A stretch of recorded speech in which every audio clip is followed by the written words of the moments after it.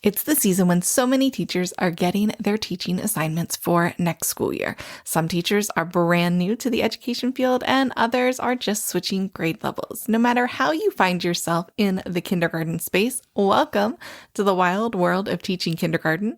And today we're going to chat about my top advice for new kindergarten teachers. So let's dig in.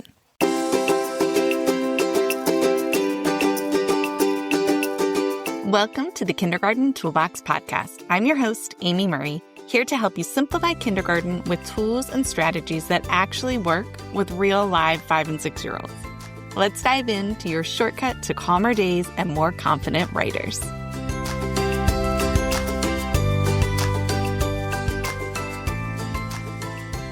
So a little bit about my history in kindergarten before we dig in here. I was thrown into kindergarten 1 week before school started without any warning. I was happily teaching learning support in a school that was kindergarten through 2nd grade.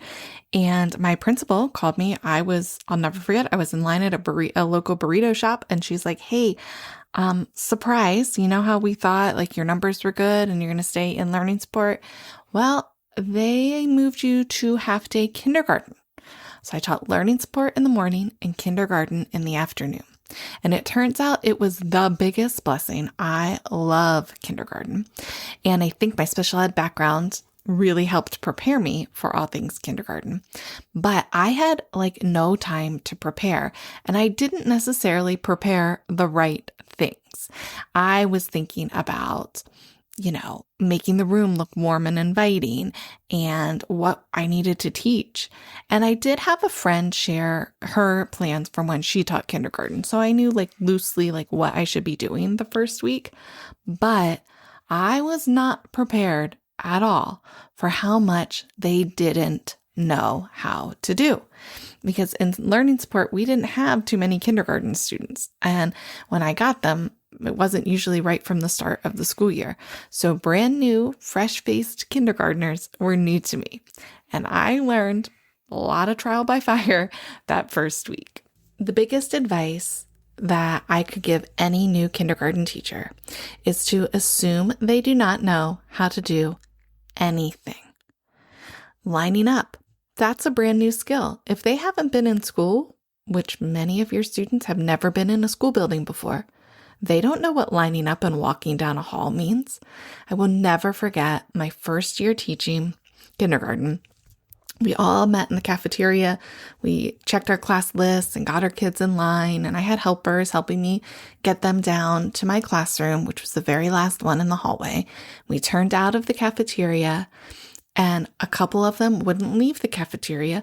A couple of them started sprinting like they were training for the Olympics down the hallway. A few did stay in line, looking at me like, what in the world are these kids doing? And I felt so out of control.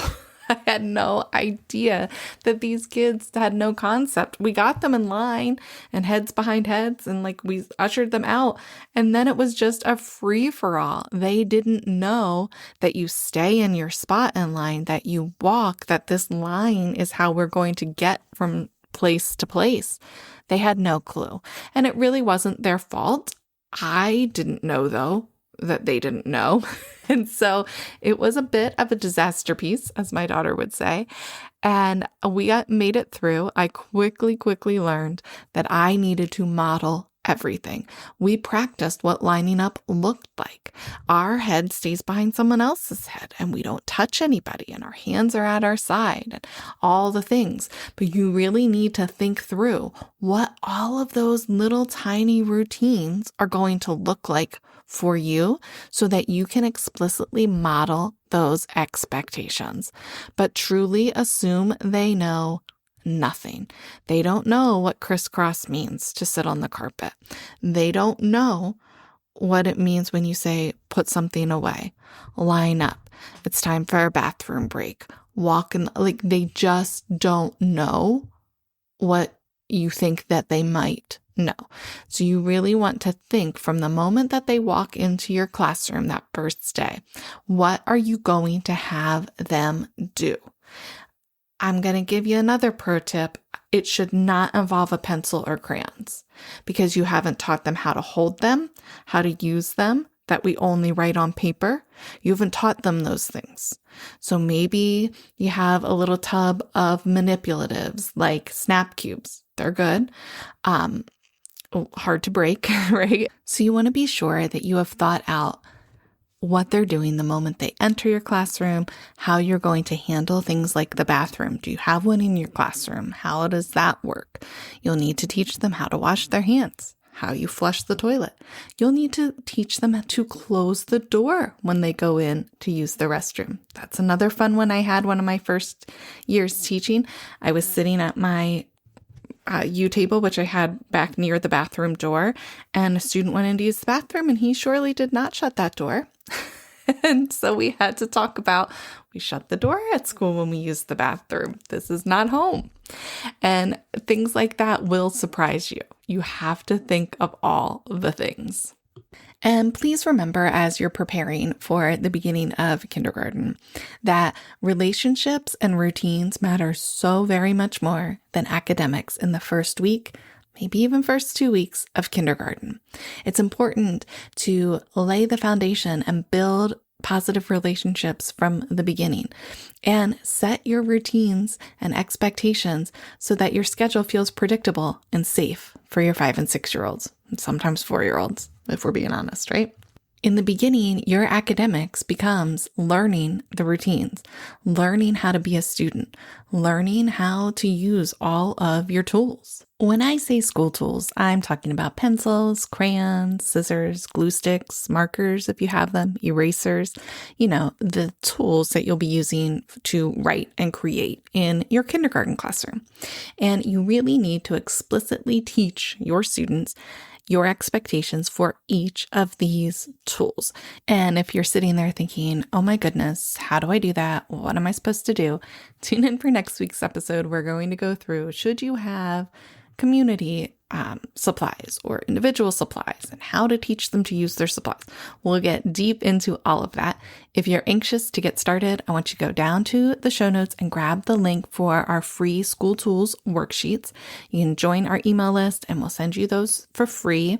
And if you want even more support, there's an option to purchase the school tools slides, so you can use those as your teaching points, and the text on those is editable so you can make it work for your students.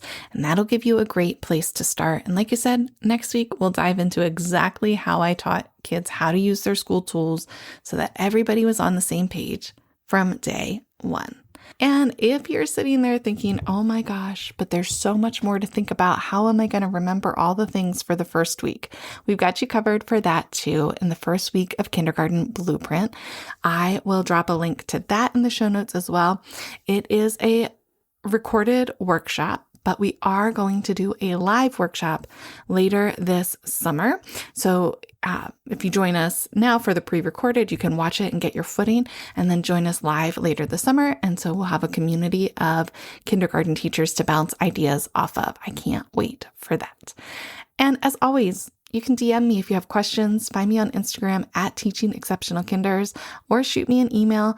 I love to help new kindergarten teachers. It brings me great joy to see you feel successful and confident and ready to tackle the world with your 5 and 6-year-olds.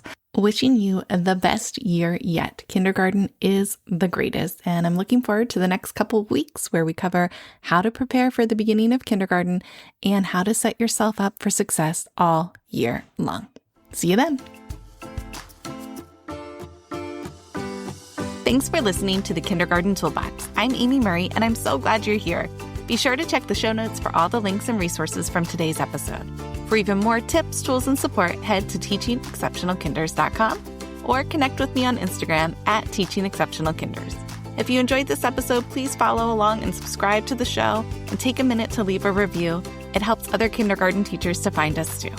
Teaching kindergarten is tough, but you're not alone. Here's to calmer days and more confident writers. You've got this.